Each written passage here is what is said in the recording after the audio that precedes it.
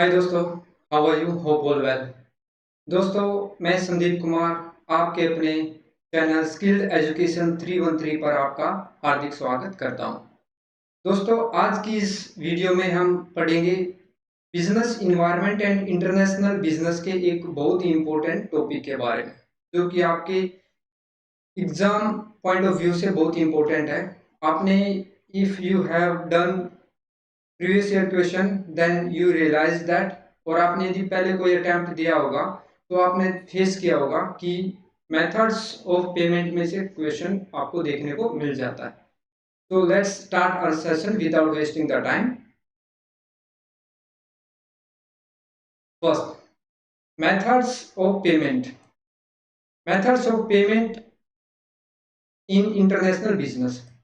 जैसा कि आपको पता है, हम कोई भी सामान लेने जाते हैं, हम अपने रिटेलर होलसेलर से अब बाई करते हैं कुछ भी item. In that case we have to pay for that particular goods or service। वो पेमेंट का जो मेथड है वो कुछ भी हो सकता है। हम कैश भी दे सकते हैं, हम बाई चेक भी दे सकते हैं, हम आजकल यूपीआई पेमेंट भी कर सकते हैं, ऑनलाइन पेमेंट भी आप कर सकते हो, आप पेटीएम भी कर सकते हैं। There are several methods to pay for that purchase. Understood? In the same way, in international business also there are certain methods for the payment. Let's discuss one by one. First payment method है consignment. Consignment method, इस method में क्या बताया गया है? Most safest for importer. ये importer के point of view से बहुत ही सेफेस्ट मेथड है। And most risky for exporter. Exporter के पॉइंट ऑफ व्यू से बहुत रिस्की है, और इंपोर्टर के पॉइंट ऑफ व्यू से ये बहुत ही सेफेस्ट मेथड है। कैसे है? Because importer make payment after selling the products by importer. इस केस में इंपोर्टर एक्सपोर्टर को पेमेंट करेगा जब एक्सपोर्टर से इंपोर्टर के पास गुड्स आ जाएंगी, और फिर वो गुड्स इंपोर्टर के द्वारा फर्दर सेल की कर दी जाएंगी। Then only importer has to pay to the seller. In this case, this is the safest one for the importer, but in the other case, or you can say, whereas it is very risky, most risky in the point of view of seller. Next आता है open account. Open account, open account इसका बिल्कुल ही थोड़ा सा safest method है for the seller. कैसे? Importer has to make payment after 30 to 90 days of delivery of goods. जैसे ही सेलर बायर को गुड्स की डिलीवरी कर देगा, उसके 30 से 90 डेज के अंदर buyer has to pay for that particular goods to the seller. To mitigate risk of non-payment by importer, exporter may use the trade finance technique like an export credit insurance schemes.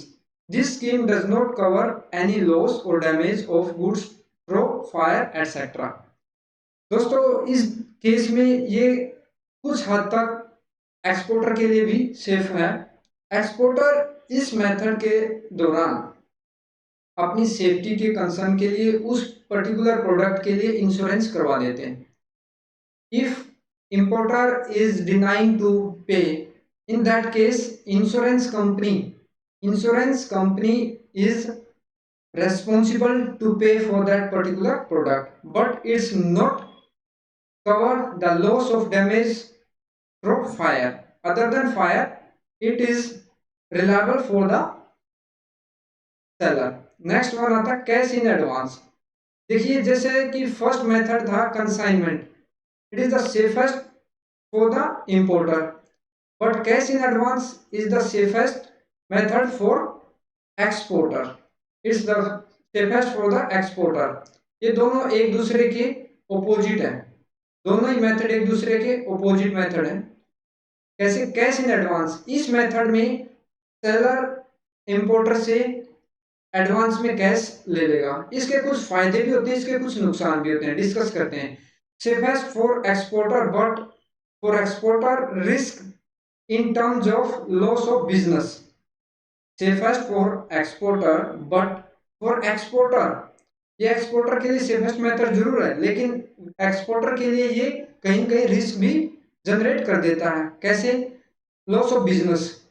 जब exporter importer से always demand करेगा कि मैं advance में cash लूंगा इसके बदले, तो क्या होगा, उसका जो मार्केट है डे बाय डे डाउन जाता जाएगा, जो अट्रैक्शन ऑफ बायर्स है वो थोड़ा सा कम होता जाएगा, और एक दिन ऐसी नौबत आ जाएगी उसका business it might be close. ठीक है। Less list attractive for importer, यही एक मेन रीजन है कि वो एडवांस पेमेंट की डिमांड करता है, तो उससे धीरे धीरे उसका जो पावर है, जो कंज्यूमर है, उसके जो रिलेटिव्स हैं, उसके जो स्ट्रेंथ है, जो गुडविल है, वो डे बाय डे डिक्रीज होती जाएगी। ठीक है। नेक्स्ट बात करते हैं letter of credits. This is the most important and present scenario, this is the most safest for both buyer and seller. ये क्या होता है लेटर ऑफ क्रेडिट, डिस्कस कर लेते हैं। लेटर ऑफ क्रेडिट, ध्यान देने की बात है, it is a written commitment to pay which is issued by importers issuing bank. ये इंपोर्टर के जो बैंक और इंपोर्टर्स का जो बैंक है उसको हम इशूइंग बैंक भी बोलते हैं। वो इस कमिटमेंट, जो रिटर्न कमिटमेंट है, वो इशू करता है किसको? सेलर्स के बैंक को। जब सेलर, ये इसमें कुछ टर्म्स एंड कंडीशंस होती हैं, उसको डिस्कस करेंगे। जब सेलर बायर को कोई आइटम पहुंचा देता है, डिलीवरी कर देता है, इन दैट केस बायर अपने बैंक को वो एक सिग्नल भेजेगा, कम्युनिकेट करेगा कि आप सेलर के बैंक को, not directly to the seller, seller के बैंक को वो credit, letter of credit issue कर देंगे। उसके बाद पेमेंट के जो मेथड है उसको डिस्कस करते हैं। To exporters paying, negotiating, accepting bank. Importer का जो बैंक है, इशूइंग बैंक उसको बोलते हैं, वो एक्सपोर्टर के बैंक जो कि पेइंग बैंक उसको बोलते हैं, पेइंग बैंक उसको आप बोल सकते हो। It is important because importer is not liable to पे।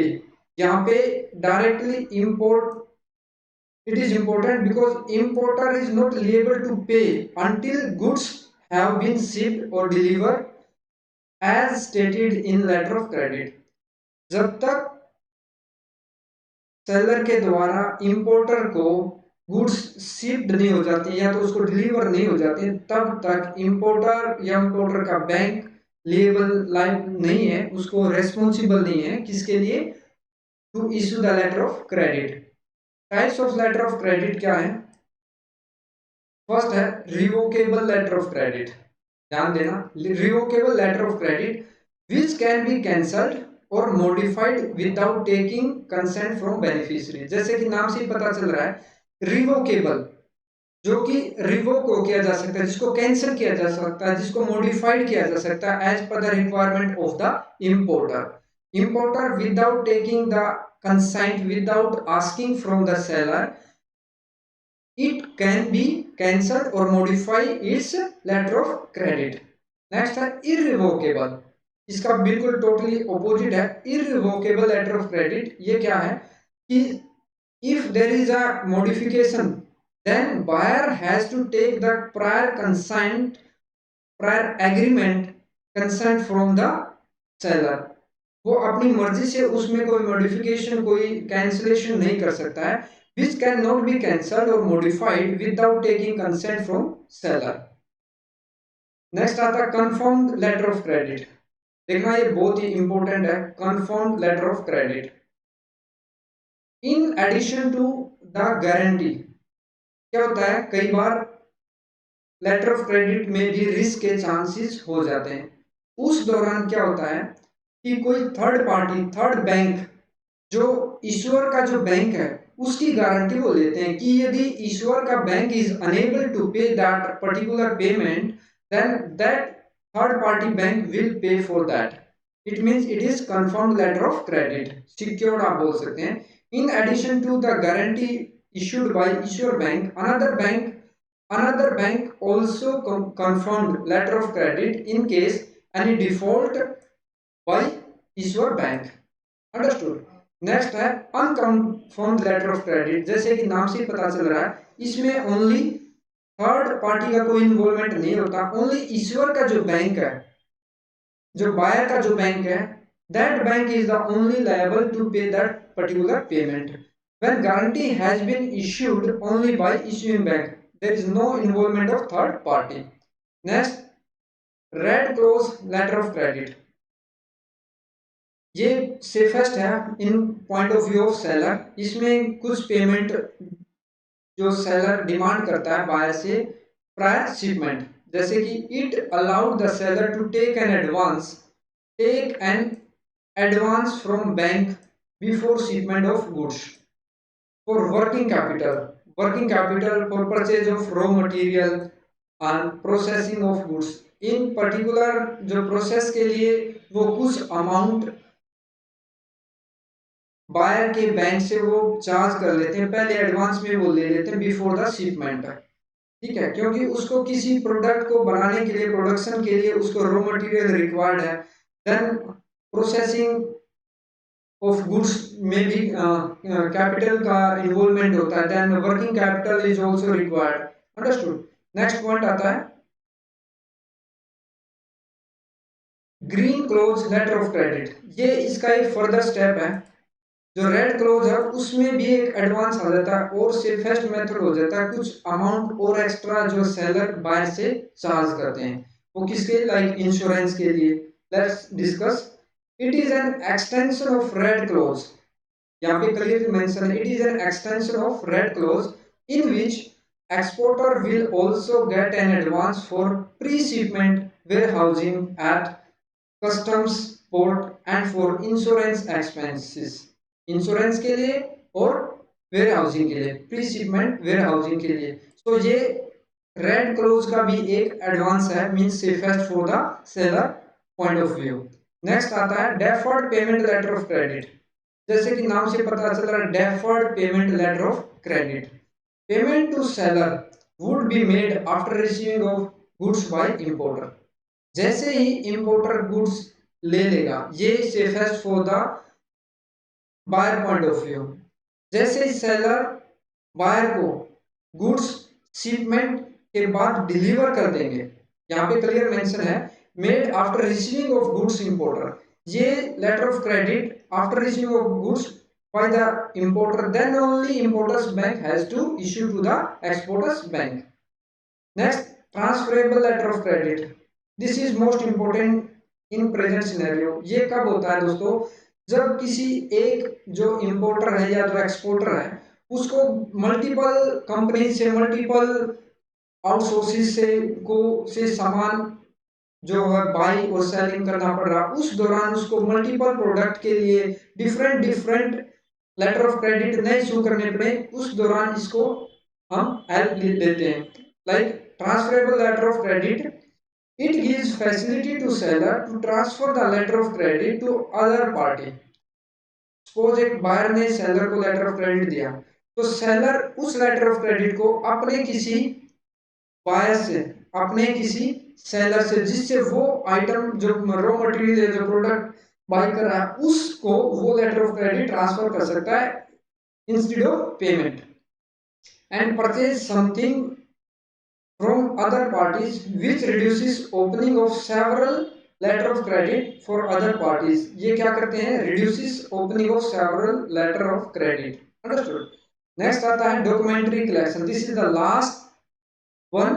Bank will not take the guarantee but only control the document। In this case bank कोई भी गारंटी नहीं लेता है, न सेलर बैंक लेता है और न बायर बैंक लेता है। स्पेशली इस केस में बायर बैंक ही रेस्पॉन्सिबल होता है, वही गारंटी लेता है। वो गारंटी किसको देता है, सेलर बैंक को। ठीक है, लेकिन इस केस में कोई भी किसी प्रकार की गारंटी बायर्स बैंक नहीं लेता है, इश्यूइंग बैंक नहीं लेता है। Bank only use to do the documentary work, that's all. This is the only concept in the documentary collection। Understood? So दोस्तों, this is all about today, that this is the complete methods of payment in international business। और इसमें से आपको directly और indirectly कोई question पूछ लिया जाता है, डेफिनेटली तो आपको इन सभी के बारे में, इनकी टर्म्स के बारे में पता होना बहुत ही जरूरी है।